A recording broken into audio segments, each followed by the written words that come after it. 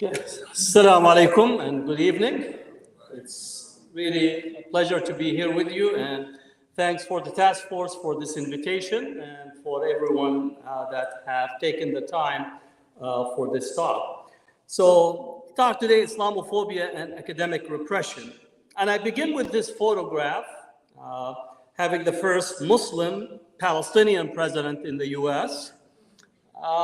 And I use this because one of the lines of demonization that was directed at Obama, especially after his Cairo speech, is that he has somewhat took a critical eye toward Israel and settlements. And the demonization took on this role of trying to put the kufi on him, something that in Israel itself, Prime Minister Rabin, who signed the Oslo Agreement before his assassination, some of the images that were put on the billboard was dressed him up in the kufi, in essence saying that he's a traitor. So there is a long line of this attempted demonization.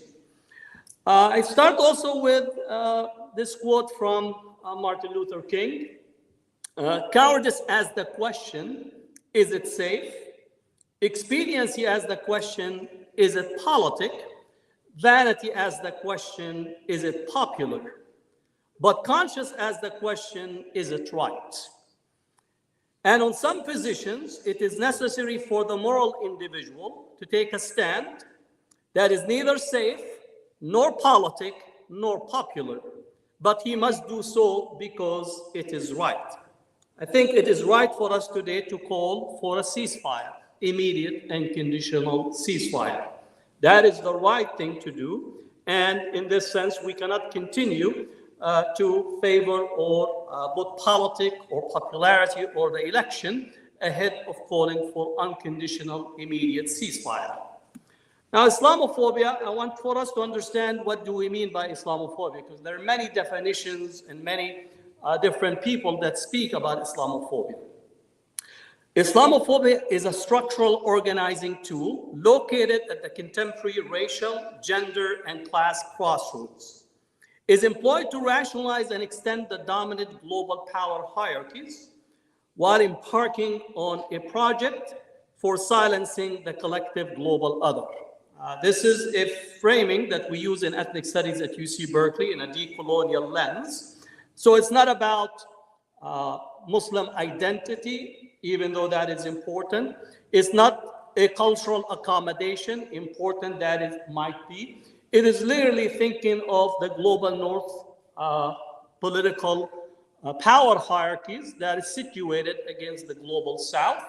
And I say the following: since 9/11, approximately 4.5 million Muslims were killed as a result of the war on terror, which gets us the question, who gets to be remembered, who gets to be mourned, and whom do we build monuments for? But you ask people, they think that Muslims are the violent ones. And I say we don't even qualify to the Sweet 16 of the March Madness for violence. We barely can actually make it if you narrate the history of violence globally.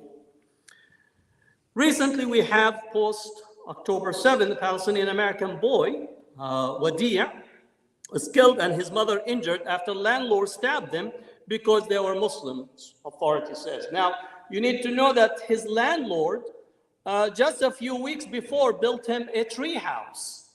But the stalking and the Islamophobia in the public discourse made an older man, right, take his knife first to try to stab the mother and then stab Wadi' 26 times. As a result of it, Wadi' died.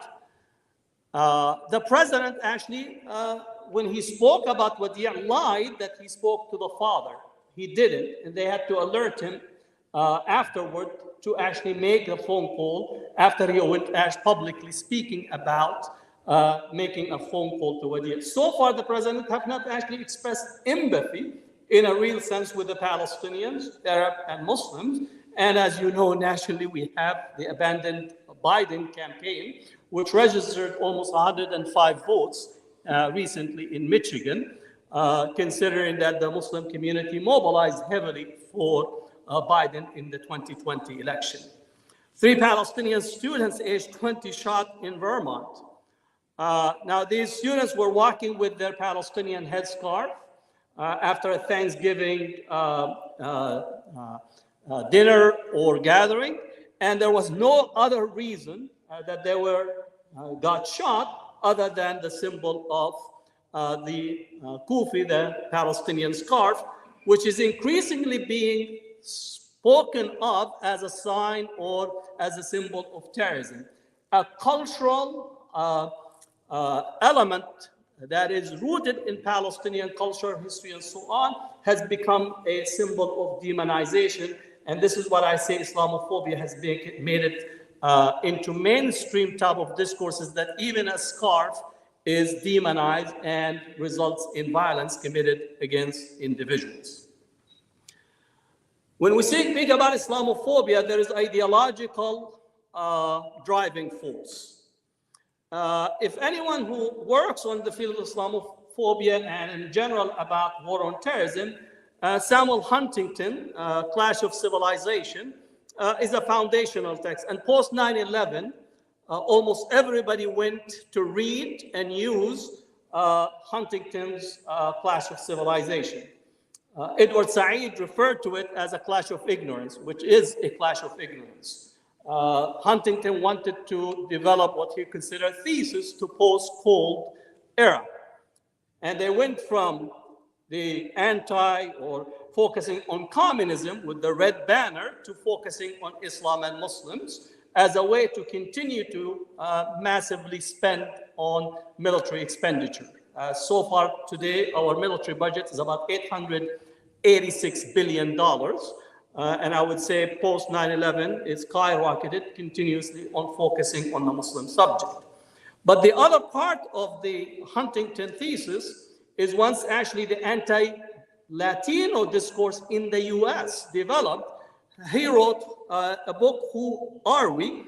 America's Great Debate, where he actually posited that the greatest threat for America, in his view, is the increasing numbers of Latinos that do not assimilate. When he wrote his book, I said, mucho gracias. Now I could actually go and begin to organize with my Latino brothers and sisters, because his idea of America is looking back, and that's where this whole discourse of taking America back, but taking America back from who? That's the important question. And why do we posit the diversity that we have in our society as a threat?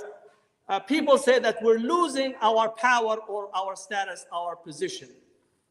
And maybe that is the case, but let me give you some data. In the 500 largest corporations, is this working? I think the other one was on, that's why. Okay. We're getting some echo. Let me. This is dead now. Yeah, It's working? Okay. So the 500 largest corporations in America, you would think that we took over and that the Blacks, Latinos, Asians, Palestinians, Arabs, right, scary bunch, have taken over the CEO positions in many of these companies. Only 4% of the CEO of the 500 largest corporations are actually being led by a minority CEO, 4%, right?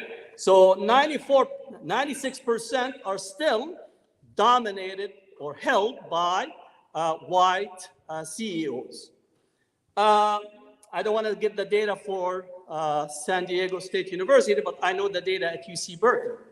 87% of tenured faculty are white. 78% of them are white male. But I go with the data a little bit more. If you take out ethnic studies, which is, again, there's many of us that are melanin endowed in that area. And if you take EATS, because electronic engineering, computer science have a large cluster of Asian faculty, if you remove these two departments, just two areas, you get to 94% of tenured faculty being white, right? And again, if you go walk around the Berkeley campus with the different pictures, images, you would think that the university has been taken over by all these minorities, especially minority faculty. You basically have to cross from one side of the campus to the other just to find somebody that might actually qualify as being diverse within the university. And this is, again, one of the leading universities in terms of diversity. But again, Huntington, Clash of Civilization, and who are we? In Huntington, in page 20, this is what he says. Unless we hate what we are not, we cannot love what we are. Now, I say that if this is the defense of Western ideas, Western civilization, being structured around the Christian theology, he puts Christianity on its head because the basis of Christianity is love. So much that God loves the human being so much that he sent his own son to be sacrificed. And also, right, love thy enemy is one of the foundations. And so not only he got it wrong on Western civilization, he got it wrong in reading the wrong Bible. Right? But this is the type of rhetoric and logic that gives the support for Islamophobia, for that you need in order for you to love yourself, because he couldn't get a gift for Valentine's Day by his own self, so he needed to hate somebody else in order to get a box of chocolates. Right? So again, this is foundational. This became a must-read post 9/11 in Islamophobic circles. Now, from that, you get into the discourse that we find on college campuses. This is at a certain day, I walk on UC Berkeley campus, and the whole campus is flooded. Terrorist supporters, UC Irvine. Terrorist supporters, UC Berkeley, right? And this was flooded all over the campus. Not only that, but also my street where I am living. In the morning, I'm taking my daughter to school. All of the cars on both sides of the street, all of their windshields have these flyers in there. And literally, myself and Rebecca Bergson from Jewish Voice for Peace, at the same day, at the same time, her house and her street was flooded with the same posters on their cars in her streets. Now, you can't tell me that this is a cheap operation. This is the coordinated operation. She's in New York, I'm in Berkeley, and this is what is occurring. And literally to try to label us American Muslims for Palestine and so on, to try to demonize and to associate us with terrorism. San Francisco State University, Rabab Abdel Hadi, the same day, also her campus was flooded with these posters and these materials. And she's still entangled with constant harassment. Many of you in Southern California were aware of the Irvine 11. The Irvine 11 controversy was a controversy following a protest staged by students against a speech given by Israel's ambassador, Michael Oren, at University of California, Irvine. Now, just last week, there was a protest at UC Berkeley. The university now is opening a criminal investigation for the protest and in a similar way going after the students with this type of really targeting the students for political activism and engagements. So anti-Obama campaign used Palestine to demonize and to really begin to undermine his standing. And the birther movement actually used much of anti-Palestine discourse, anti-Muslim discourse, and Islamophobia in order to stoke bigotry. Similarly, we have the professors, the 101 most dangerous academics in America. If you look at David Horowitz, who had the Bill of Rights, and then he launched what's called Islamofascism Week in response to the anti-apartheid week that was organized on college campuses. And he put out the professors, literally, if you look at what is a common thread among all the professors that were listed, was that their critique of Zionism and critique of Israel that was brought into light by his work. And he was given almost nonstop coverage on Fox to speak about each of the professors. You saw this book on the bookshelves in the airports and so on. And that was, again, part of this structured demonization, how Obama embraced Islam's Sharia agenda. And that's where you get, is he a Muslim or he's not a Muslim, and relate to Obama. 34 states passed anti-Sharia legislation, even though that no state had used Sharia, Islamic law discourses in governance, but 34 states actually adopted anti-Sharia legislation. In the same way that the McCarthyist era used certain level of intimidation, this became one of those tools that are used. If you recall, again, bringing the two pieces together, Huntington on the who are we, anti-Latino, anchor babies, if you know the discourse, and the replacement theory, all right, which has become very well entrenched in Europe, whether it's in the Netherlands, in the UK, in France, representing, right, that Europe is being invaded by Muslims.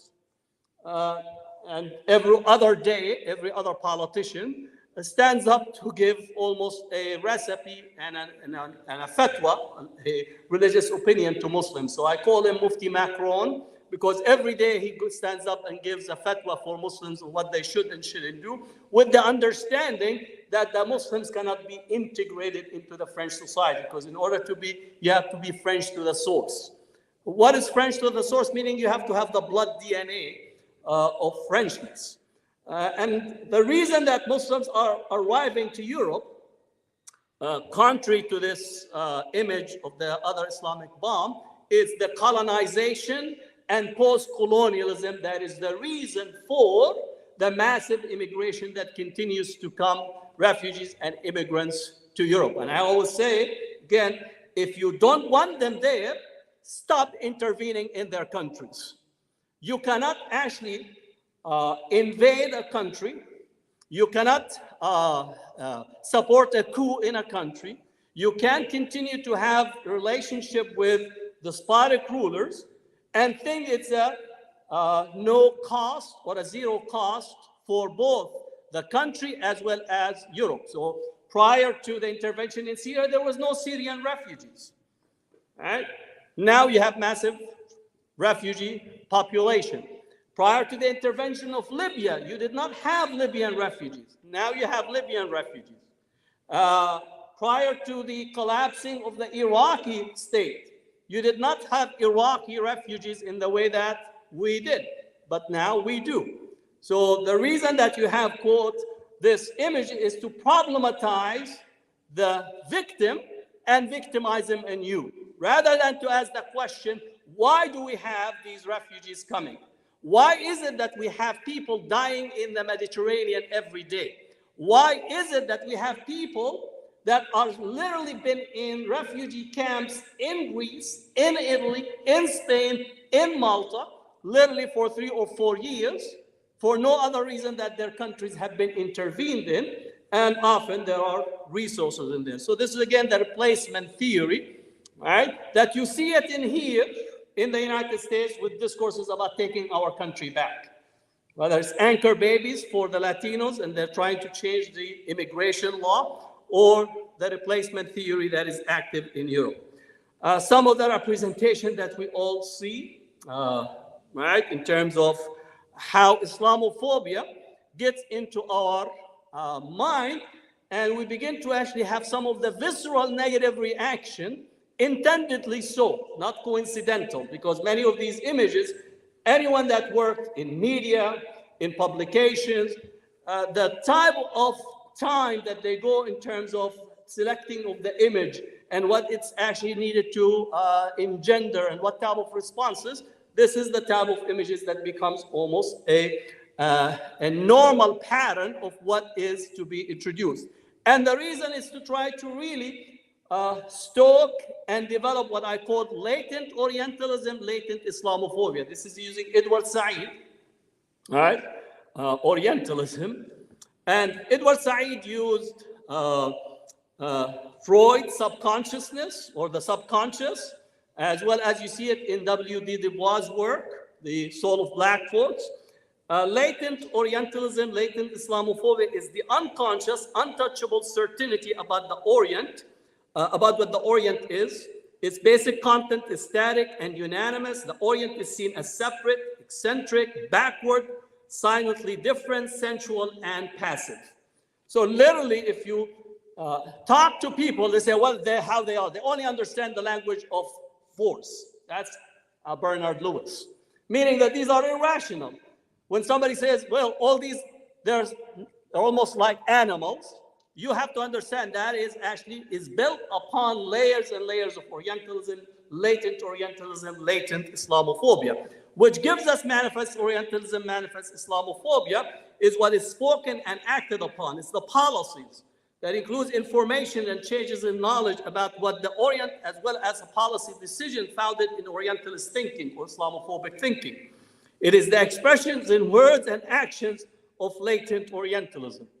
Actions and policy. 4.5 million Muslims died since 9/11. That's a policy, and no one actually asked the numbers, who they are, their mothers, their fathers. There is no memorials about them. There is no discussions. They're nameless, faceless. They're destined, they're born and destined to die in the same way, in the same conditions, because they belong to the category of subhumanness that has been seeped into our mind. And I would say the same applies to our Black brothers and sisters in this country. All right? Same happened to our Black brothers and sisters. If you ask how many Black brothers and sisters are shot by police on a daily basis, and why is it that we don't see it's a crisis? All right? Is again because they inhabit the same subhumanist categorization, all right, that has been in place for quite a long period of time. So it's very important to actually think in those terms. Now I get to Students for Justice in Palestine. All right? So all the problems that we have on campus is because of SJP. You are troublemakers, I'm telling you. How a student group is politicizing a generation on Palestine. Now, think about it. Students have always organized on every issue under the sun. What would be the environmentalist movement without students' activism? What would be the anti-Vietnam War without the students at college campuses? What would be the free speech movement without the students at UC Berkeley? Right? But in here, we actually try, because we have posited them to be the violent, the different, right? They must be, right, some conspiracy about their involvement. Again, the students were critical. I was part of the anti-apartheid movement for South Africa. We boycotted Coca-Cola. We prevented Coca-Cola from being actually sold in the student centers. Right? And Pepsi was not in South Africa, so Pepsi started to offer RFPs, requests for proposals, with a social responsibility clause that we authored. So in essence, students were part of the anti-apartheid movement at the time, organizing and making sure that this is actually taking place. University investment funds just recently divested from the prison industrial complex. Me at UC Berkeley, I was doing well in my retirement fund because we were invested in prisons, 110% capacity. It's better than investing in Hilton Hotel. It's at 84% capacity. So the students actually mobilized post George Floyd, and we divested from the prison industrial complex, rightly so. Right? So in here, to try to problematize the student, that there must be like a master plan. They must be being controlled by Hamas. Like you're picking the phone. Hamas, should I organize a protest at San Diego State University? Should I have a resolution? Can you send it to me so I could translate it from Arabic to English? Because we have people that are doing so. This is just not insulting. Now, we know for a fact that the Prime Minister's office in Israel wrote a letter to Stephen Emerson, asking Stephen Emerson to find if there is evidence that SJP is being funded by Hamas. You're telling me Prime Minister Netanyahu doesn't have data and information. He needs to have a conversation and send an email to Stephen Emerson, the director of the investigative project on terrorism, to ask him about SJP. Again, if you can't argue the point, you make the person who is holding the point the center of attention. You problematize the person, you problematize SJP. So that's where the discourse is taking place, framing SJP in the negative. how pro-Palestine campus group became a national lightning rod. Now think about it, how we presented the environmental student activists, the student activists on anti-violence, anti-gun violence, right, versus the students are a lightning rod. All right, so you begin to actually worry. And again, I know that we have security in here. Muslims, Arab, Palestinians, we have been accustomed to hyper-securitization. Right. Anybody in here, Muslim, Arab, travel? Have you got the 4 S's? Raise your hand. Right. For those who don't know 4 S's, you get extra special attention when you cannot check in to your flight online. You have to arrive to the airport. And when you arrive to the airport, you're escorted by 4 officers. Sometimes if you're extra special, it's 7, depending, like, because you're gonna go to heaven, right? So you get 7, they escort you from the counter all the way to the plane. They search you and frisk you. They take your luggage and go through every item of your luggage. And sometimes you takes 2 hours, 3 hours. Sometimes you miss your flight, right? And that just for Muslims. And it's, again, the government says it's random. But luckily, we got the leaked collection of names, and it turned out 98.3% correspondence between Muslims' names and the security list. Right? So again, this negative representation is what takes place on a regular basis. Now, the Ways and Means Committee hearings, lawmakers moved to cut federal funding to colleges over anti-Semitic activity, pushed for federal probes of SJP and AMP. Now, the Ways and Means Committee, all right, the Federation for Defense of Democracies was the testimony. The person in their testimony said, well, they have no evidence, but we want you to investigate. That's basically what you call the same McCarthyist strategy. Now, the Ways and Means Committee, the United States has $34 trillion debt. They found the time to have a whole hearing just focusing on SJP and AMP. And we know that in Florida, they completely shut down the SJP in state of Florida. Columbia University suspended both SJP and JVP. And then we know the development in Harvard and other places. Using state used anti-boycott laws to punish responsible businesses, legislating limits on PDFs. And I know that you passed a resolution in here for divestment and some other campuses, but you could see the university is mobilizing to try to actually limit the students from engaging in boycott, divestment, and sanction. Now, my case, I was invited to speak at Arizona State University, and the university wanted me to sign a contract to say I would not speak about PDS.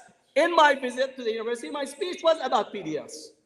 So we took the university to court, and we won our case against the limitation that are being imposed. At the time, Arizona was boycotting California. So you could boycott California, but you can't boycott Israel in the state of Arizona.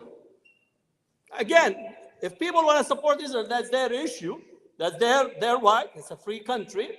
Right? But they say that we want to support Israel, and you can't have a right to boycott Israel as a U.S. citizen, right? And as a person that is paying taxes. More importantly, we're asked to pay and send foreign aid to Israel, but we're not allowed to actually boycott or express our opposition to the policies that are being carried out. So this is the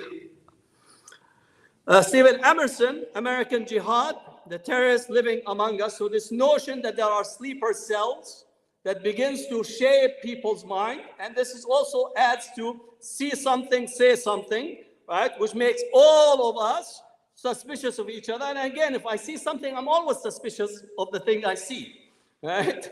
Why? Because, you begin to actually resort to some of your most lowest type of inclination and thinking of the other in the negative rather than actually building communities.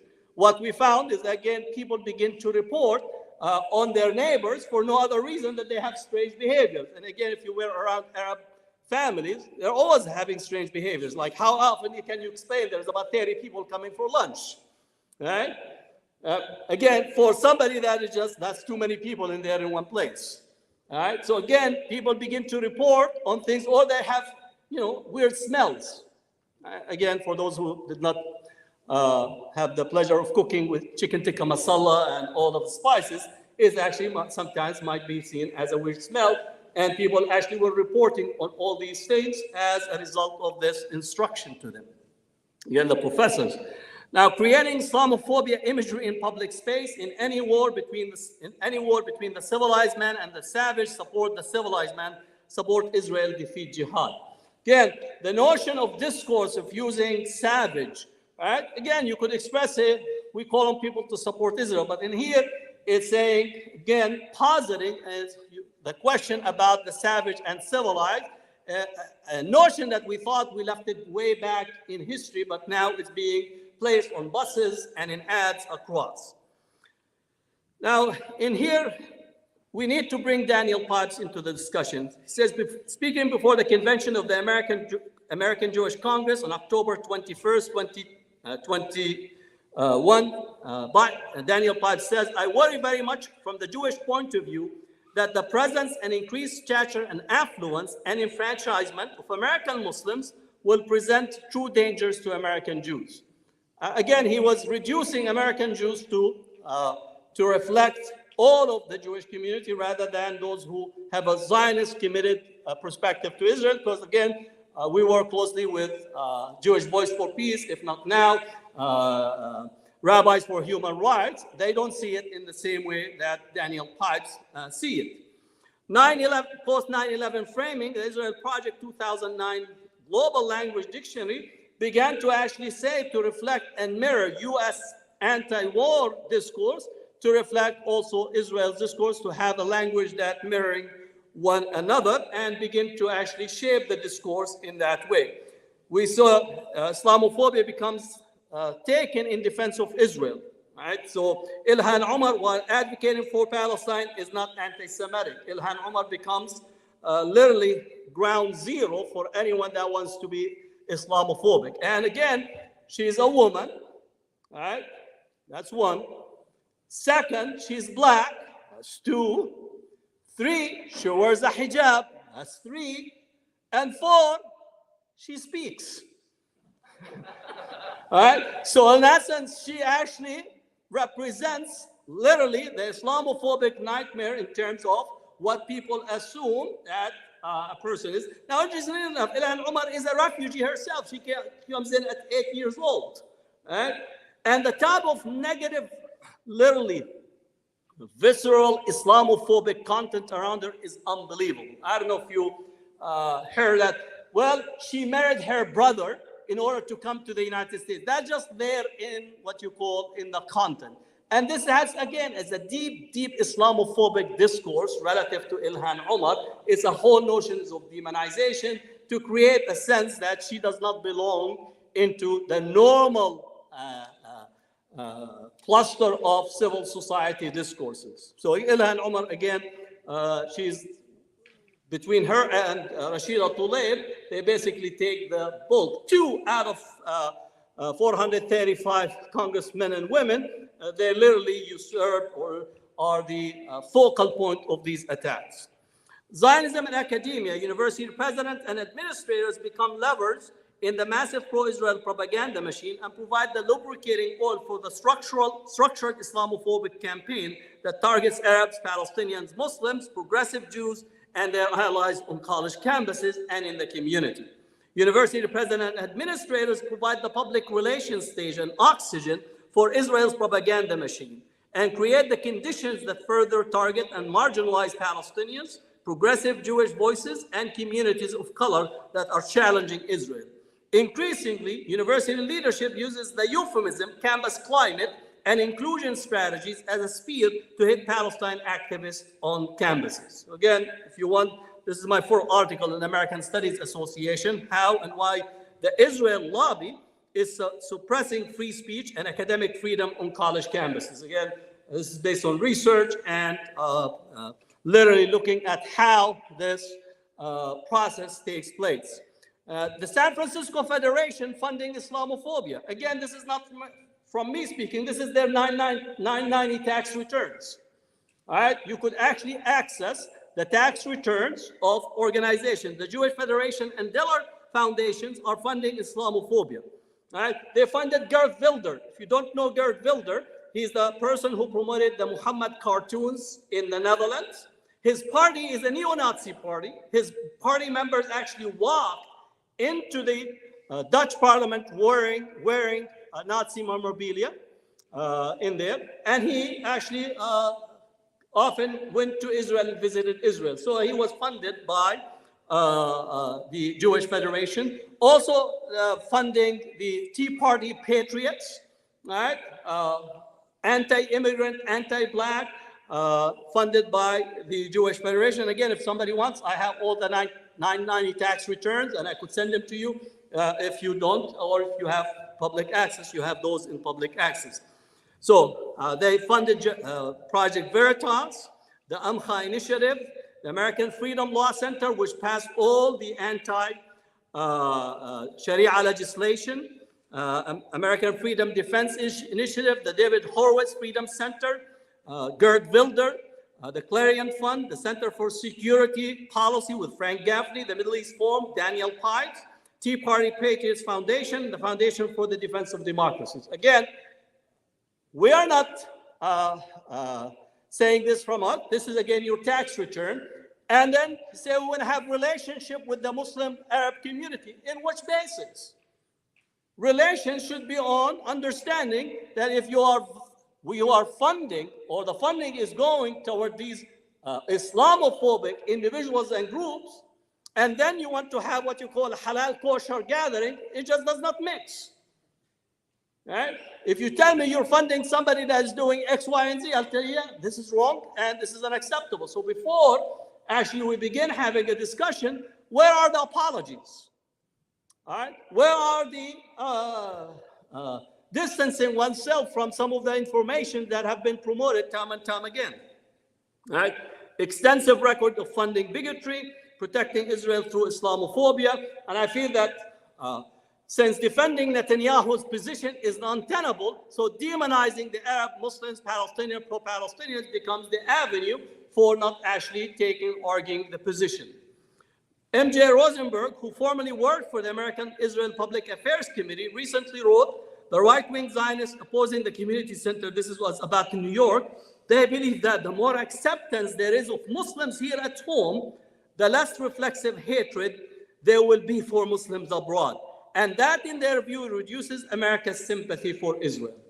So what is intended is to produce reflexive hatred. So when you hear Arab, you will get a negative reaction. When you hear Muslim, you get a negative reaction. When you have Palestinians, you get a negative reaction. And if you have negative reaction, then it's okay to kill them and not worry that there are 30,000 Palestinians have been killed, 11,000 babies, kids, and children have been killed, and nobody yet actually raises or calls for immediate unconditional ceasefire to be implemented. Again, this is very important.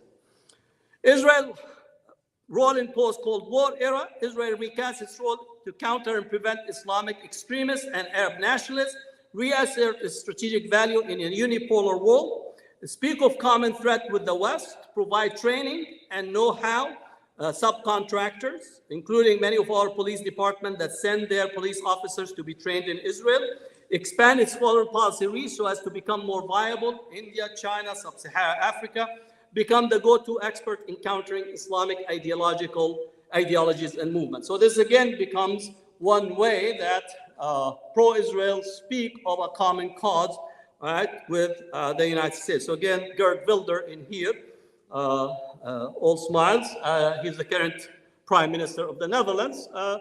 His party is again it's a neo-Nazi party with no discussion. He was the one that promoted the Muhammad bombing cartoons and wanted to have these exhibitions and competitions thereafter. When Jewish leaders decide to harass college kids to support Israel, this is where the harassment that we see. In 2015, the Jewish community strategy shifted. Leaders who favored aggressive confrontation with perceived enemies Particularly, critics of Israel won out. Jewish and pro-Israel groups, both in the US and Israel, used significant resources to direct hardline, often secretive tactics against their targets. And that's where we get Islamophobia and PDS, when Jewish leaders again used blacklist called Canary Mission, which went live in 2015, targeted college students critical of Israel, professional pro-Israel operatives posed online as college students, pro-Israel campus groups hired top-tier professional Washington, D.C. political consultant and sent them to work on college campuses. An Israeli spy firm pitched U.S. Jewish donors with a proposal to covertly undermine the movement to boycott, divest from and sanction Israel. So again, this was a massive operation, and many who work on the Palestine front understand the utility of Canary Mission, and we will talk about doxing.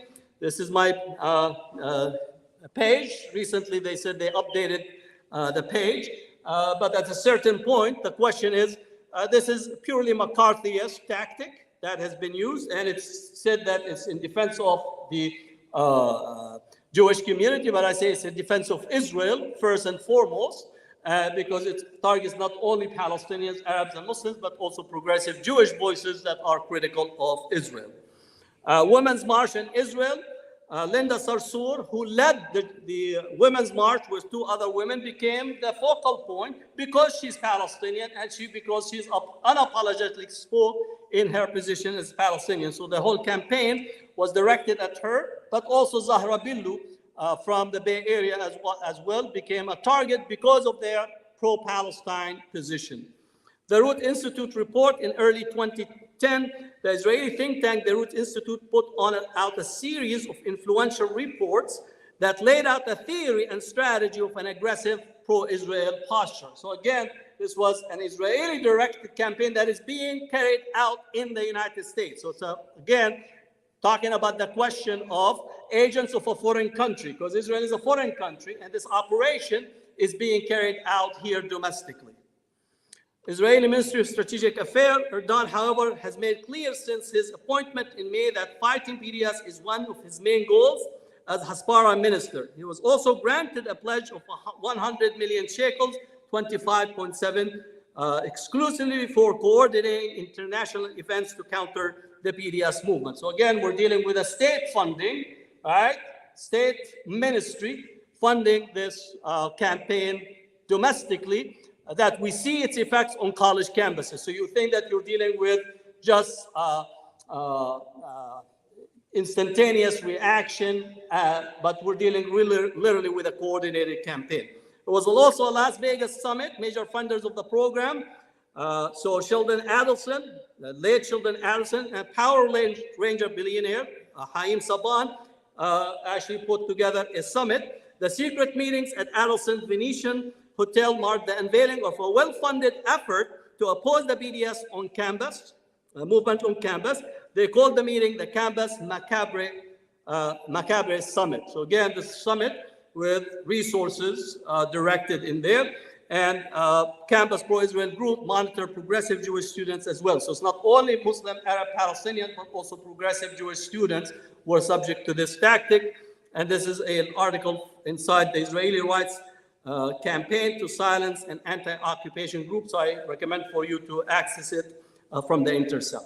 Now I'm going to an actual operation that was run against me, all right, and against few others. This is the side group, Shape Reality, all right?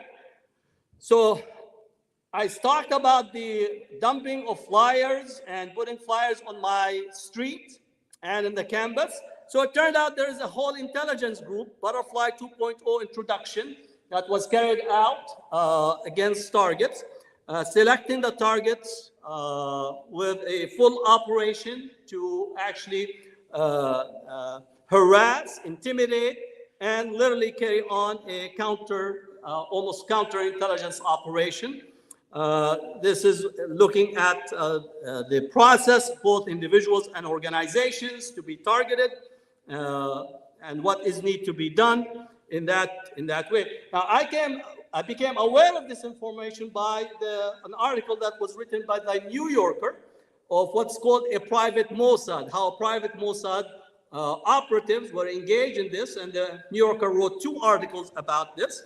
And what they discovered, that also the FBI became aware of this operation when they were investigating Cambridge Analytica, right, in terms of information. Again, the funding for this was about $2.5 million that were sought. In some cases, psych group operatives conducted on-the-ground covert human intelligence. I believe that they actually covert human intelligence operations at UC Berkeley toward me in my class. I believe that, and I actually complained the university. University couldn't do anything. I actually asked for congressional investigation. They didn't do anything. The FBI didn't do anything in relation to this. Again, Israeli intelligence officials said they do not spy on Americans, a claim that is disputed by their U.S. counterparts. Israeli officials said, however, that this prohibition does not apply to private companies such as Psy Group, which use discharged Israeli Defense Forces soldiers and former members of elite intelligence units rather than active duty members in operation targeting Americans. FBI investigation and Federation Defense of Democracy official confirmed that the think tank met with Psy Group, but she said that the foundation did not end up contracting with them, and the research did little to advance our own. Psy Group went out of business in February 2018 as FBI agents began to investigate its work. Other counter-media organizations have continued to operate against activists. Again, this is from the New Yorker article in terms of this operation. So we're dealing with an operation well-funded and carried out on the campus. University leadership is not neutral on issues of Palestine. This is all of the UC chancellor writing a statement, and this is relating suspension of controversial Palestine class at UC Berkeley spawned debate. So this is we have in Berkeley what's called democratic education. Any students can initiate a course. Any student that wants to initiate a course, I will actually sign their paperwork and so on. The process was very easy. This was one of the main gains of the 1960s students, right? So, you know, the Sikh students wanted to have a class, so we facilitated for them. But when this class was set up, literally we got a protest from the Israeli Ministry of Strategic Affairs, and they wrote a letter to UC Chancellor at the time.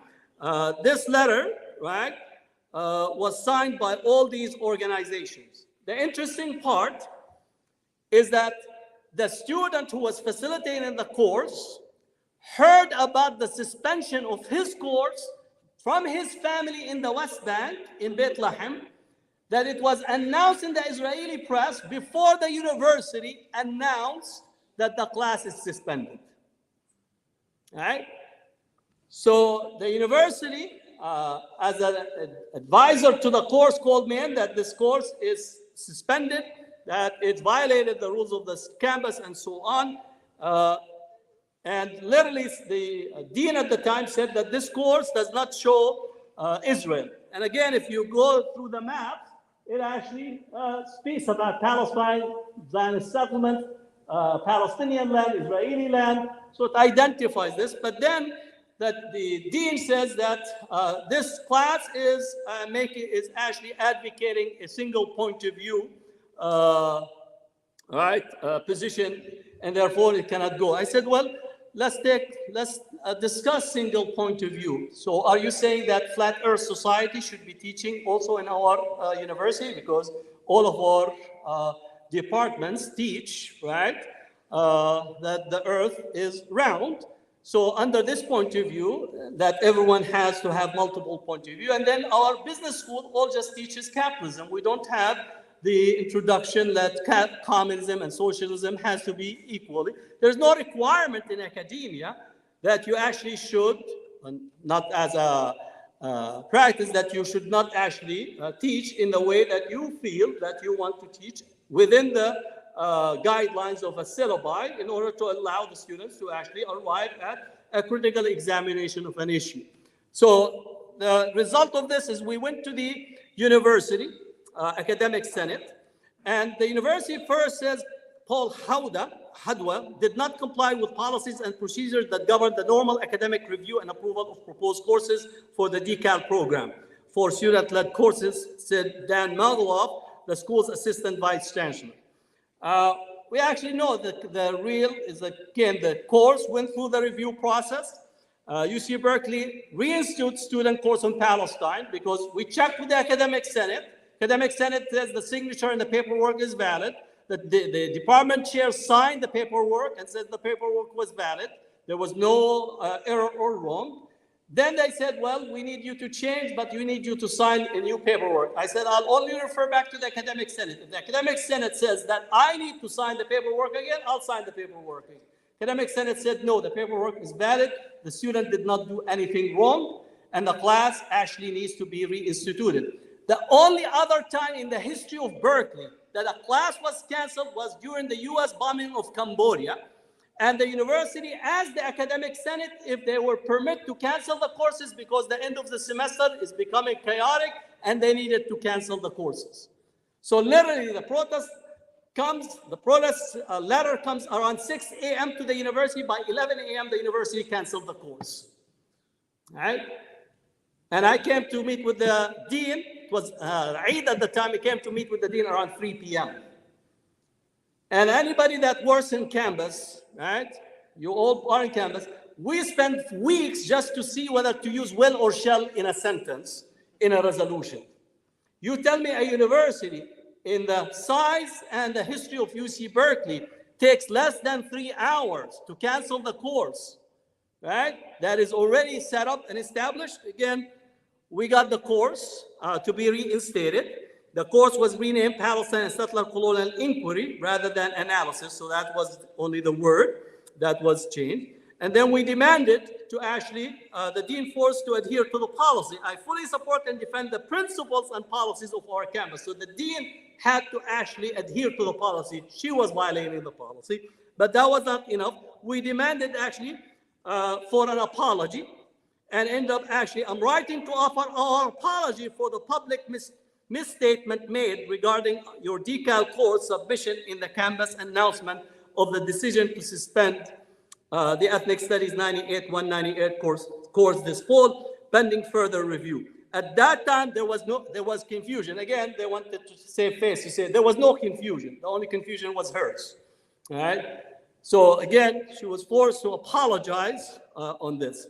Now you are seeing the discussions about Harvard University, Jewish students who Harvard University alleged severe anti-Semitism on campus, and the pressure from donors, a billionaire hedge fund, CEO Bill Ackman, and several other business leaders are demanding Harvard University release the names of students whose organization signed onto a letter blaming solely Israel for the deadly attacks by Hamas. The CEO wants the students blacklisted, something that also faculty members at UC Berkeley and others have said, wrote a statement saying, don't hire our students, which I think is a form of malpractice for faculty. You could disagree with your students, but to actually sign a letter saying to not hire a student, then if you can't teach them and you can't actually offer them the degree, then that raises the question about what is your status being in the classroom.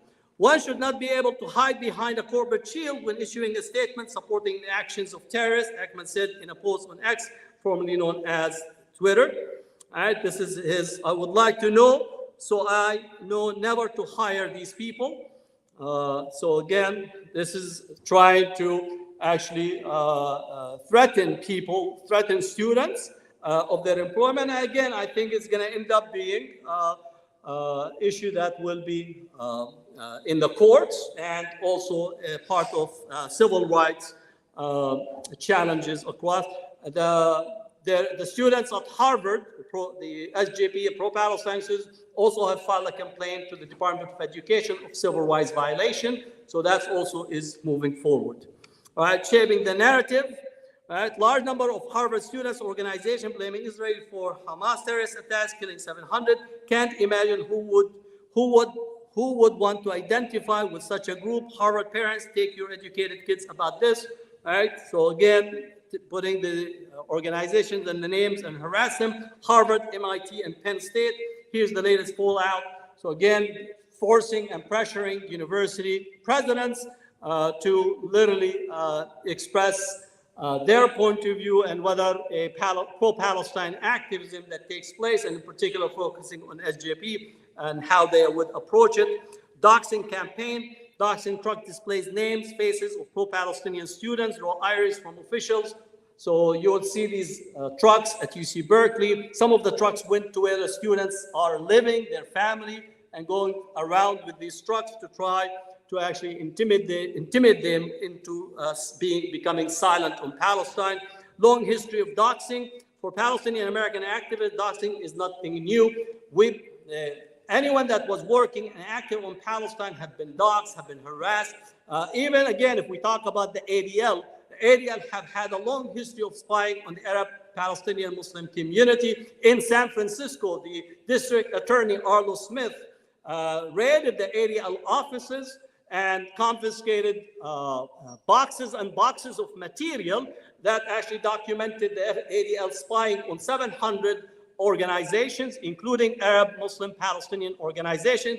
In one case, the ADL had an undercover investigator, Roy Bollock, who had actually volunteered for the Arab Anti-Discrimination Committee in the San Francisco office and tried to put the ADC name to be on the list for the skinhead and neo-Nazis in order to tarnish ADC's image that they are receiving mail and they are on the mailing list of the neo-Nazi groups. Right? And you had a long list of this 700 different groups, including the ACLU, National Lawyers Guild, NAACP, some teachers, and so on. Again, if you want the files, I have the files because I have the whole files. I have those. Again, as a historian of the era, I have all the files, including spying and collecting data on the anti-apartheid movement, black activists from anti-apartheid movement, the Irish activists who were living in the Sunset area at the time. So the long history of this type of doxing and collecting information and demonization. Countering Islamophobia means ending the structural silencing of Muslim voices, including their critique of Israel. And again, for campuses that are talking about including Arab Muslims, Palestinians, but on the condition that you're silent on Palestine, this is not inclusion. This is not actually for you to be welcome. This is actually somebody that is having a key and a door, and that door you enter it by removing your critique on issues that are critical for you, especially at this particular time. So again, the demonization strategy, the academic, what I call checkpoints in academia, are literally trying to construct checkpoints for Arab Muslims, Palestinian, pro-Palestinians, Jewish Voice for Peace activists, and pro-Palestine activists, in essence, to limit their capacity to engage in civil society. So literally what I want to say is we celebrate the students that have been active. We celebrate the work that they have done under duress, under tremendous type of challenges, where not only that you're facing those who are expressing their support for Israel, rightly so, right? But also the university trying to censor and actually constitute limits on your ability to organize. And I would say you need to continue to do the work, but I also recommend for you to continue to seek support from Palestine Legal, continue to seek support from Muslim Legal Fund of America, continue to actually seek support from ADC, Arab Anti-Discrimination Committee, continue to seek support from CARE, Council on American Islamic Relations, continue to seek support from American Muslims for Palestine, and continue to promote SJP, Students for Justice in Palestine. It is your right to organize, it's your right to speak, it's your right to advocate, as long as you adhere to university policies, time, place, and manner. And again, those are your rights to engage at this particular time. So thank you for listening, and I welcome any and all your questions.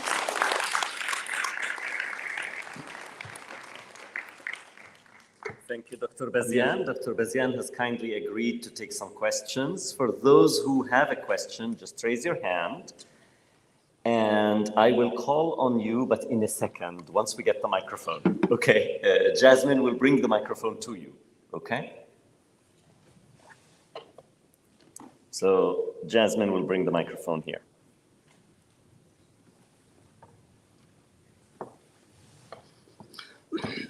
Thank you. My name is Alexander Cleo. I'm 39 years old. My son Yusuf, 14, wonderful niece Jasmine. I grew up in a small town Minnesota, a home of honorable Keith Ellison. I was in high school when I first started experiencing Islamophobia for the first time. Unfortunately, we're seeing that it hasn't really changed. So it's a two-part question, if you don't mind. First part of the question is how do we engage these schools at a younger age to make sure that they are touching on Islamophobia and making sure that our younger generations are more aware of it so we can combat it at a younger age? And number two, how we're seeing nationwide a mass movement of both faculty and students acting from extreme disintolerance by showing physical aggression towards our students. How do we hold universities accountable to make sure they're holding this faculty? Thank you. Okay. On the first issue of how to get small schools and institutions, I think you have to continuously to be politically active.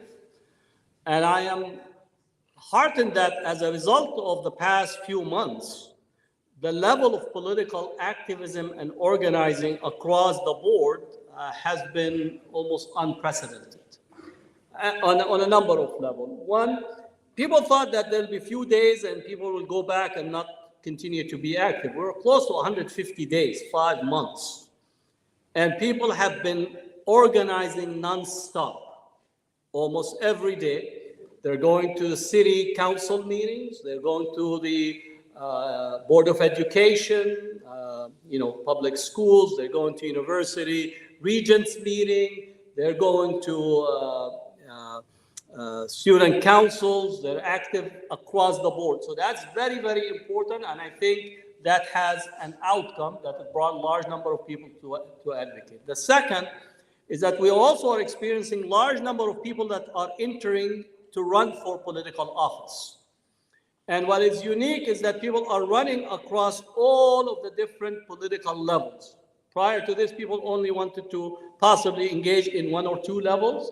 But now you have this that is also giving people the ability to say that we are a large number and there are people that are beginning to assert their right to speak, their right to organize, their right to be there. And it's very, very important. As to how to push back, I do think that we need to think of political organizing on a number of fronts.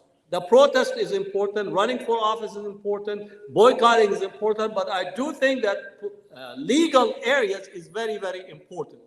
All right?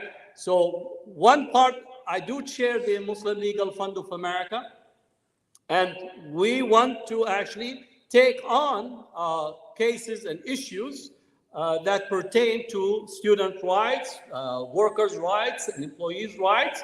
And as such, I would say for our civil society organization to actually file as many lawsuits that is needed to protect our community. So again, if the university is being pushed by the other side, I know that again in Harvard and other places, our community should actually likewise use the legal system as one tool to try to extend their protection. And people don't understand that the civil rights movement had these multiple strategies simultaneously. All right? Thurgood Marshall, again, was taking the case of NAACP, where some of the mainstream legal outfits would not touch it. And I think our community,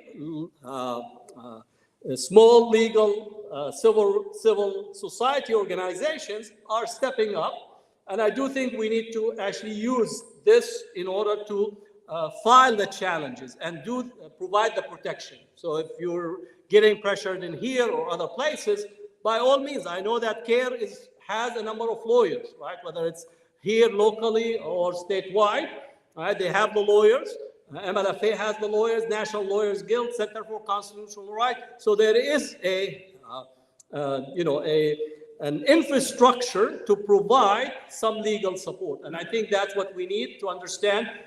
My recommendation for the students, again, I know administrators in here, is that the university, if it's going to ask to meet with you, I would say always consult with a lawyer before you meet with the university, because the university is actually coordinating, I know for a fact, coordinating its position, its relations, its response with, on the one hand, the ADL, JCRC, and sometimes also coordinating with the Israeli consulate, their educational liaison. So when you go and you think that the university is what you call wants to talk with you nicely, there is no such thing as a nice talk. They have a certain role to play. Their role is measured by their positionality, and as such, they see SJP as a problem for upward mobility in their status, and you need to understand that. So before you meet, call your local CARE, it's your civil rights organization, call Palestine Legal, call someone and say, here's what's happening, and we need some advice, and that's how you should be engaging in that way in order to understand the defense that you need to mount.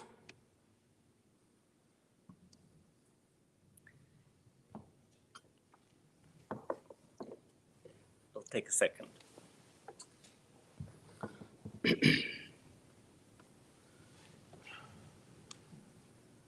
Thank you. I remember you from UC Berkeley. I went to one of your talks.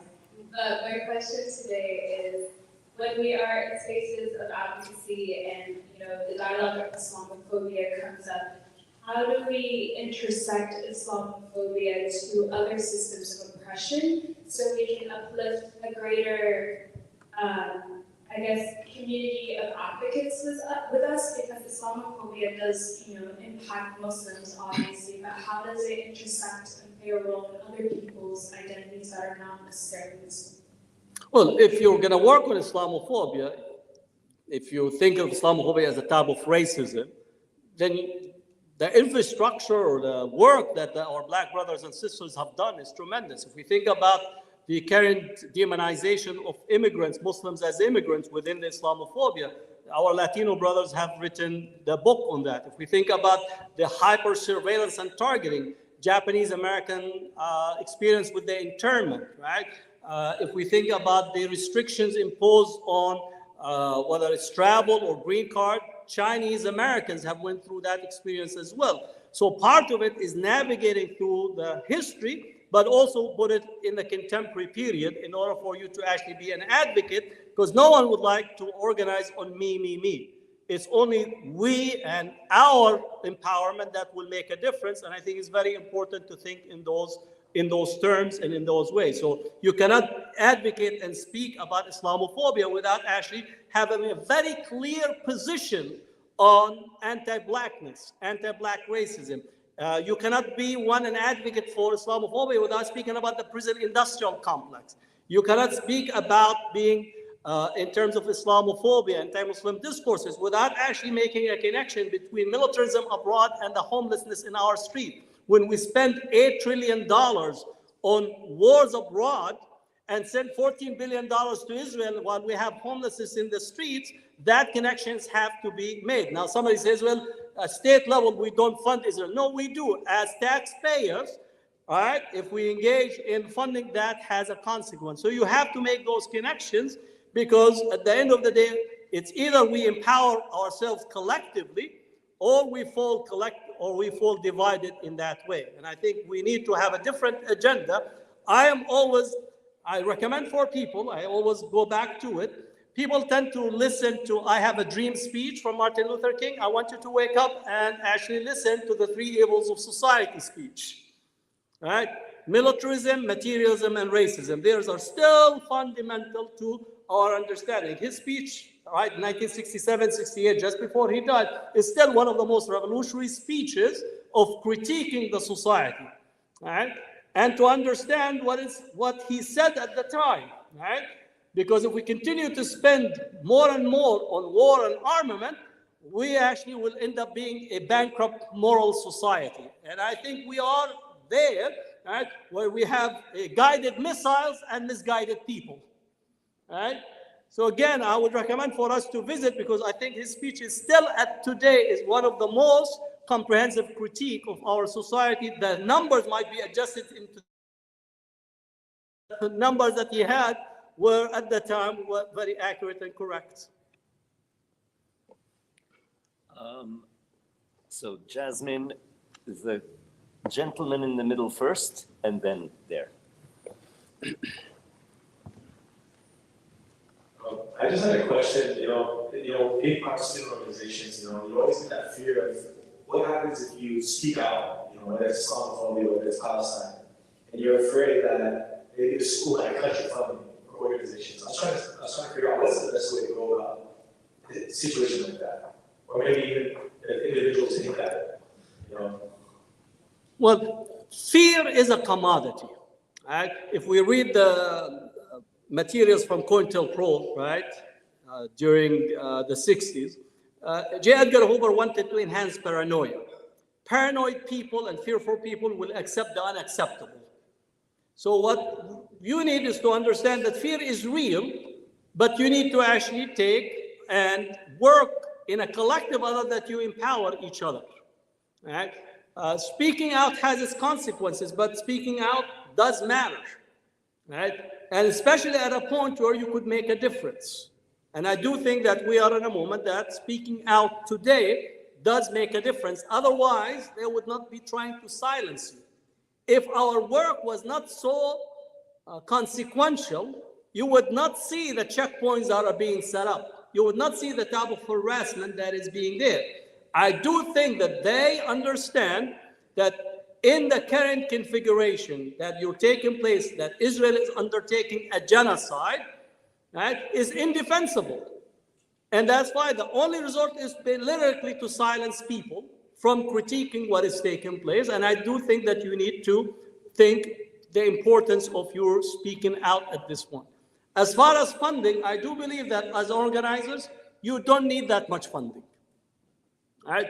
The small amount, a bake sale, going what you call getting your neighborhood restaurant to donate some, nice falafel and hummus, and you have a pita sale on the quad might get you what you need, right, in terms of funding. So I don't think funding has ever been our impediment.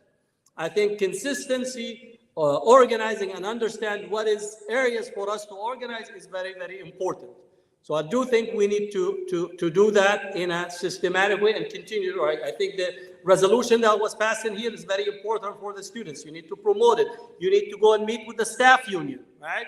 You have a staff union. Staff unions tend to be far more progressive than tenured faculty. Again, that's just reality. Meet with them. Get the staff union to actually have a resolution that they would adopt in terms of their issues. If the student government has any funding, but investment. Usually they have, I don't know what your budget, but my estimate is in the campus you might have about $3 or $4 million plus or minus. Then that should be taken out, and you call for divestment of your student government fund from militarism, from prison industrial complex, and from companies that empower and aid the occupation and the militarism that is being carried out against the Palestinians. So those are areas where you could actually intervene in trying to push further for your engagement. So I think, again, fear is understandable, but also how to continue to organize with limited resources. You're never going to have more resources than your opposition. It's never the case. So if you can pass the microphone, that's great. Thank you.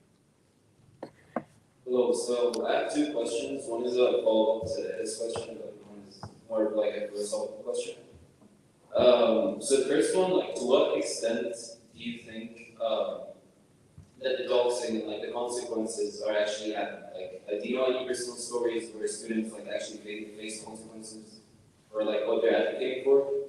And the second one is, so with the rising of Islamophobia, like ever since 9/11, I think like with any issue, we need to understand the root cause to be able to tackle that issue better.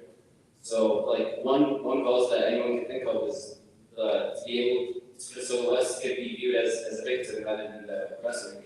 But is there any causes for why Islam is getting that much hate and Is there consequence for doxing? We have a number of cases of individuals that have either been fired from their job, or we have a number of cases of actual job offers that have been withdrawn. And in those cases, there are some legal actions that are being taken in that. And I do think that those will end up either in court or some type of an agreement will come. As far as students, most of the universities are using their administrative tools and what I call it academic checkpoints, administrative checkpoints to try to derail, to limit, to harass the students. For example, a number of graduate students who have what you call GSI, graduate student instructors, their offer were not renewed, which basically undermines your possibility of funding. And that's within the tools of the university administration, within the chair of the department that allocate the GSIs for particular positions. So that's how we need, at least how those are carried out. My recommendation in those is to actually always make it known and public and transparent. You would actually be completely derailed if you think silence, right? Or just if we keep silent, if we don't talk about it, nobody will know and they will actually be happy with me. No, that's actually it's the opposite. Once you understand that your inability to actually have a public defense and a larger audience coming to your defense, that actually it's to your detriment rather than to in your favor. And I know sometimes at the department is very difficult, especially if you have a faculty supervisor who tell you, take it easy, don't do this, don't do that. You're pressured on that side, but at the same time, it does not facilitate for you actually to have a larger group and a larger base of support, including those that might be from a distance. Like again, assuming that your case is not known, the Center of Constitutional Rights is not going to know what happened to you, right? But if they do, then you might have a case because they do take public intake. So you could file a public intake in order for your case to be known in that way and advocated upon. Now, the second question, is there something special about Islam?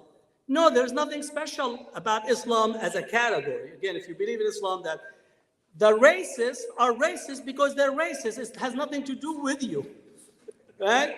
Like, for example, again, is there something wrong with a black person that the KKK and the white supremacists hate the black person? No, the wrongness is in the racists themselves.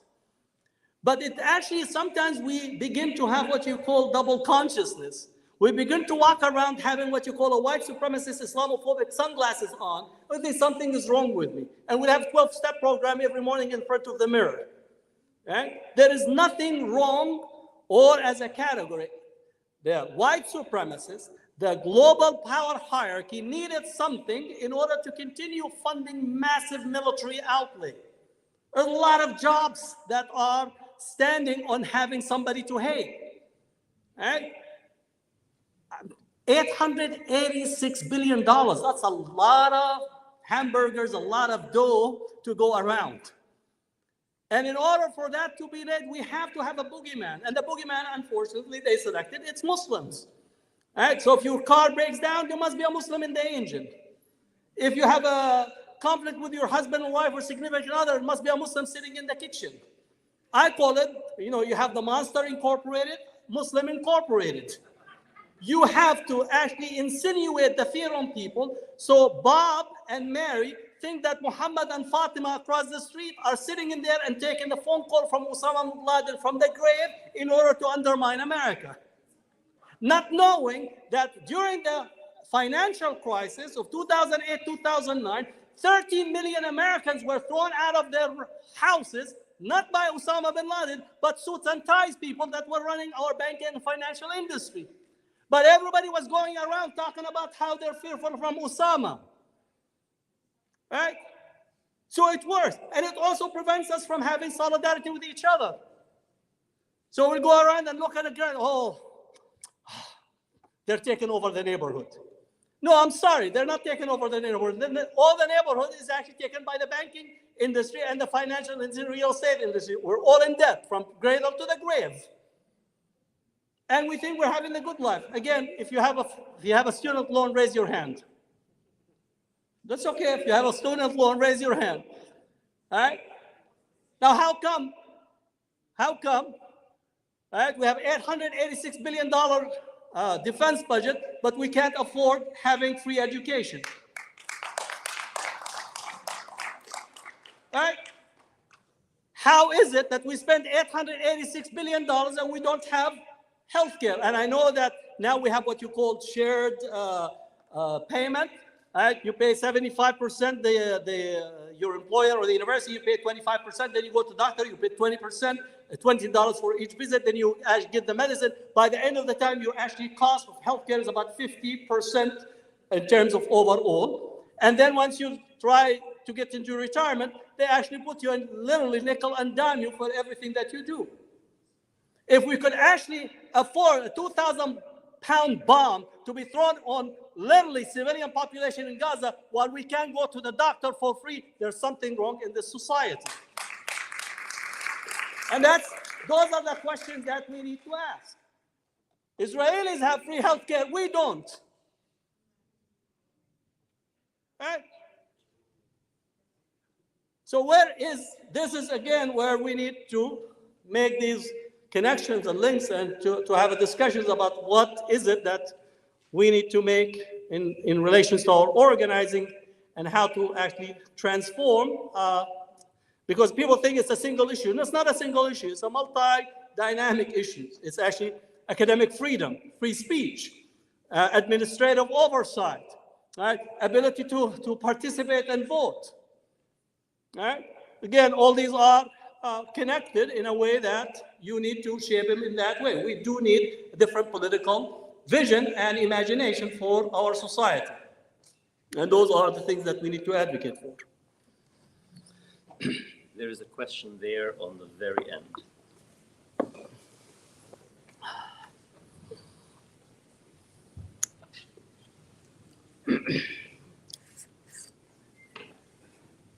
Thank you, Professor Bazan. A couple of quick questions. You mentioned an unconditional ceasefire earlier, and in a war that always two sides fighting, I wonder, and I want to make sure that the call for an unconditional ceasefire from your end applies to both warring parties here, and if that means as well the ceasing of fire from Palestinians towards Israeli civilians as well. And is your philosophy about dialogue and education open to Jewish conversants beyond JPP and Rabbis for Human Rights, which are non- or anti-Zionist organizations? Do you have an openness to talking to Jews who are Zionists, or non-Jews who are Zionists for that matter, who believe in the right of the state of Israel to exist alongside a Palestinian free state? Well, on the first question, I only could speak about the politics that I have influence. I'm an American citizen. I don't have Hamas phone number to call them to ask them what they need to do. I need to ask our State Department, Antony Blinken. I need to call President Biden.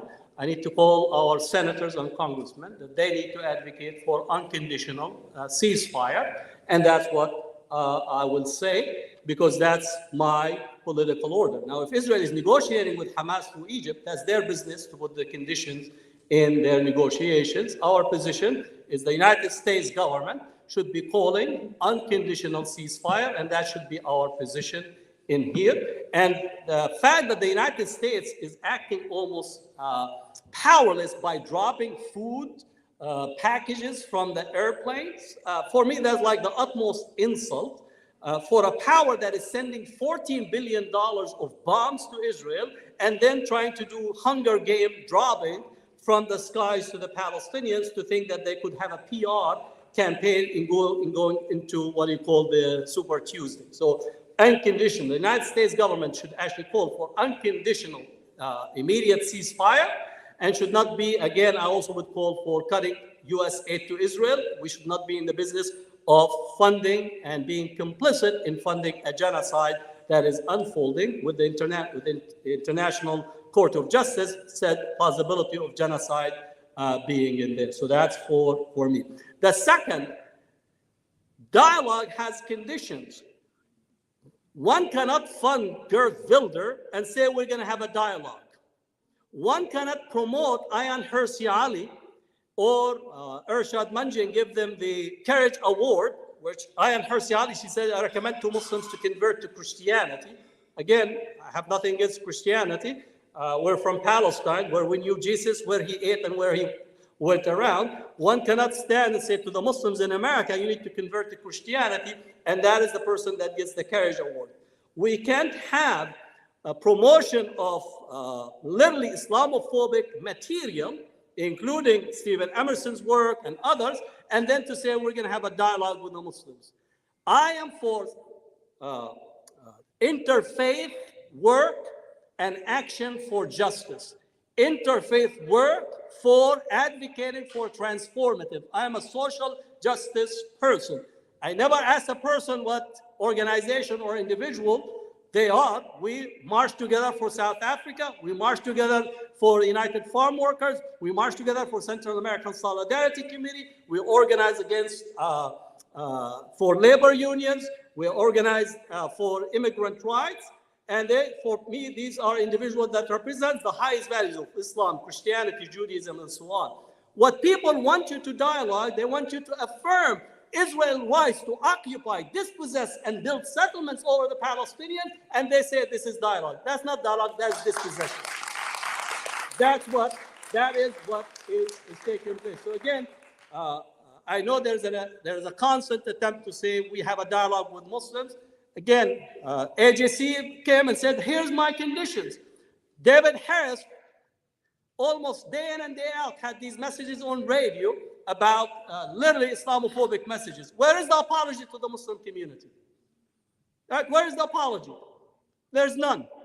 Where is the apology of actually going and literally targeting Ilhan Omar? Ilhan Omar is our sister. Ilhan Omar represents the best of our community. Rashida Tlaib represents the best of our community. You cannot attack them and say, let's have a kosher halal meal. I don't want to eat halal or kosher meal if you don't respect our leadership and you don't actually sit down and talk with Ilhan Omar, Rashida Tlaib, Keith Ellison, and others. So again, those are for me is the conditions to actually begin to have a discussion or dialogue. It's not a one-dimensional engagement. Roberto first, then, so for this question here, then next.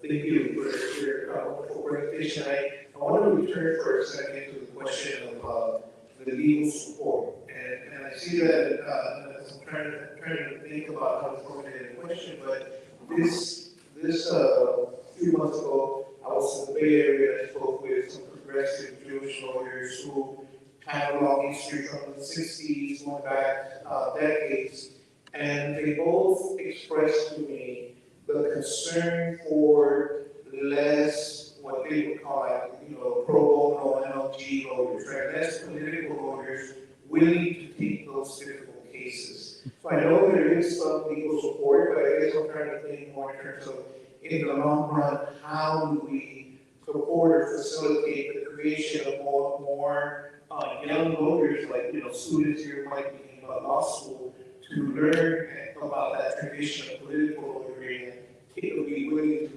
be that type of lawyer, support those difficult cases. Yeah, well, in terms of again, I spoke about the various legal bodies. So again, Palestine Legal is there, Muslim Legal Fund of America, CARE has a number of their lawyers on staff across the country, including in California.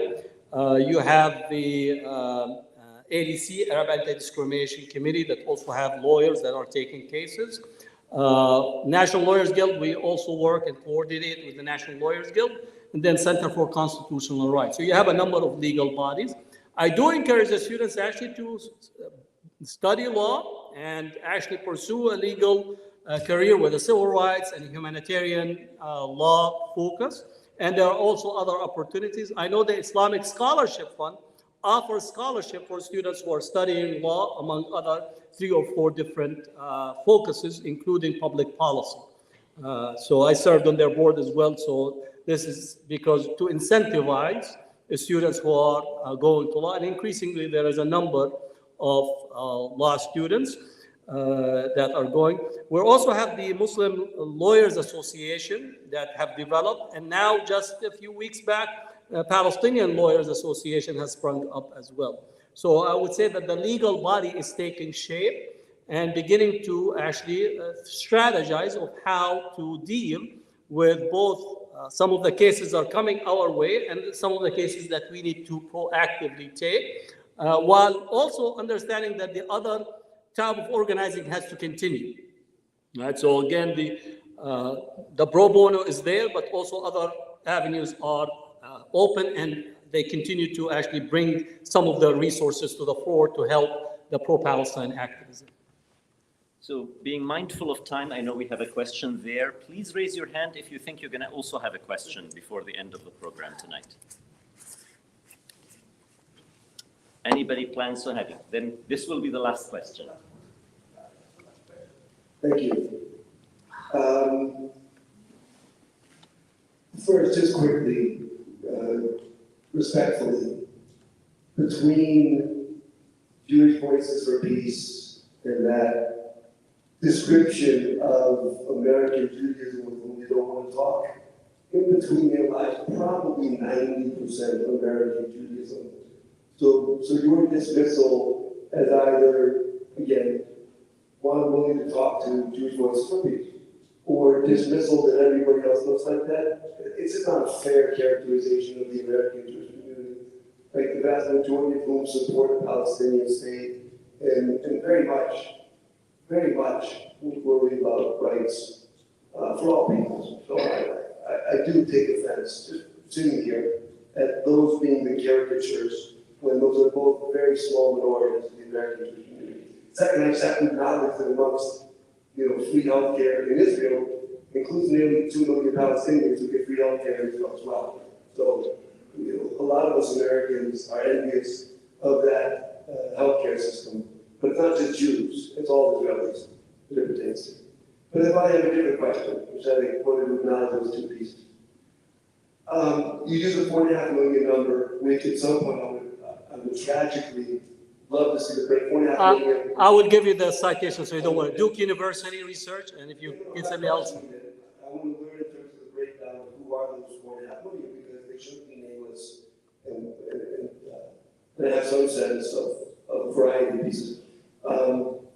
But hundreds of millions of Muslims live under oppression around the world. And most of the immigrants to the United States, come looking for something better, and come from places where Muslims are oppressed in some form and varied. There's a whole range, that's there. And yet the focus is on the ballpark of maybe 6 to 7 million that probably are immediately impacted. In a very complicated piece, so acknowledge, and tragic and complicated piece.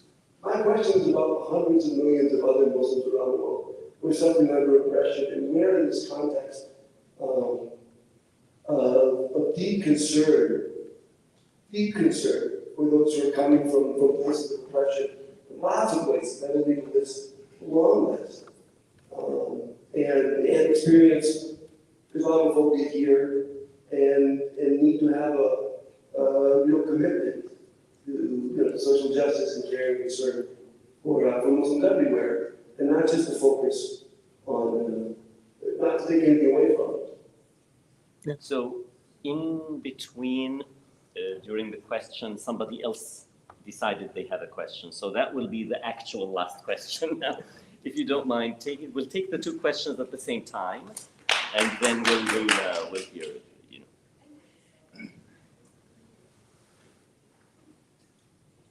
Thanks so much. I'm just going to jump out quickly here, but as I look around at the students in this room, I see so much fear, so much anguish from these questions that have to be asked under the guise of actual questions when in reality they're nothing but Islamophobic bigotry.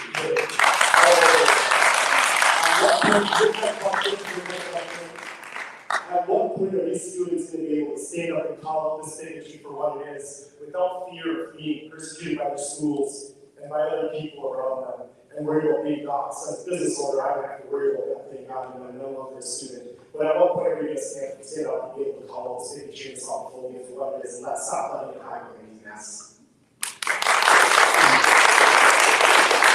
Well, let me take your question, which is, it's a deeply Islamophobic question for the following, which basically you're implying, I'm a Palestinian, my father's from the city of Nablus, my mother is from the city of Jerusalem. What you're saying is that you are speaking about Israel because there's something deeply anti-Semitic, because you're leaving the Muslim world that has so many problems, and you are taking issue with this small Jewish state. And where is the condemnations of the other areas and the other people? And it is, once again, is saying is whataboutism rather than dealing with what is taking place for the Palestinians. If you have not spoken against the 30,000 Palestinians, innocent Palestinians that have been killed in Gaza today, right? Because again, I take it, don't want to personalize it. I assume that you're supporting Israel. You support the Netanyahu government, which says that sovereignty is to be exercised over all of Palestine, from the river to the sea, where Jewish sovereignty is all of the territory, with rejecting of an independent Palestinian state. That's the current Israeli government position. Support for the settlements, right? So again, whataboutism, in essence, is saying what you are bringing in this conversation over the past 2 hours about your issues is basically immaterial because you have not spoken about this and this and this. And let me say, if you want to organize for the rights of the Uyghur, we organized the first rally for the rights of the Uyghur in Washington, D.C. AMP was the organization that did the organizing there. The fact that you did not have the camera from the ADL to see it, that's their issue, not ours. Okay? The organizing of the genocide of the Bosnians, we also were fundamentally engaged in the organizing of the genocide of Bosnia. Not only that, but this May, actually in May 24th, 25th, 26th, 27th, I'm having an Islamophobia conference in Bosnia, in Sarajevo, to make a comparison between ethno-nationalist religious genocide that took place in Bosnia and the genocide that is taking place as we speak in Gaza. More importantly, yesterday, the Jerusalem Post says Abdel Fattah al-Sisi is the Egyptian people's special gift to the state of Israel. So if the Egyptians are fleeing, then what is the relationship between Israel and Abdel Fattah al-Sisi in Egypt? Where is the condemnation from the organization? I know that when al-Sisi came in Washington and in the UN gathering, everybody hugged him. Why is the hugging? Why is the hugging of MBS that took place while he actually dismembered Khashoggi? Especially as we speak today, there is a push for normalization between Saudi Arabia and Israel. Where is the condemnation? Where is the statements? Where is the sound principle? Right? So again, I could enumerate the countries that I can't visit in a Muslim country because I organized against them. Right? So you can't actually what you call outbid me in terms of the places that I organize. Again, I'm an equal opportunity organizer, right? And people who know me, again, South Africa, Central America, again, organized Central America, again, organized with the Zapatistas, right? Oh, that's too dangerous. No, Zapatistas in Mexico, right? March with the United Farm Workers, right? March for educational funding, twice marched from San Francisco to Sacramento calling for more funding for public education. I still believe that we in California should have free education. No one should be going debt. And that's, again, and if you're interested in organizing against the suffering in the Muslim world, by all means, ahlan wa sahlan, go ahead and you'll actually organize. But I will ask you, where is your organizing against the state of Israel? Where's your protest in the embassy? Where is your condemnation of Netanyahu? Where is the condemnation of the bombing of civilians? Where are the destructions of Gaza? Then I say that you are principled rather than only speak on one but not actually address the other.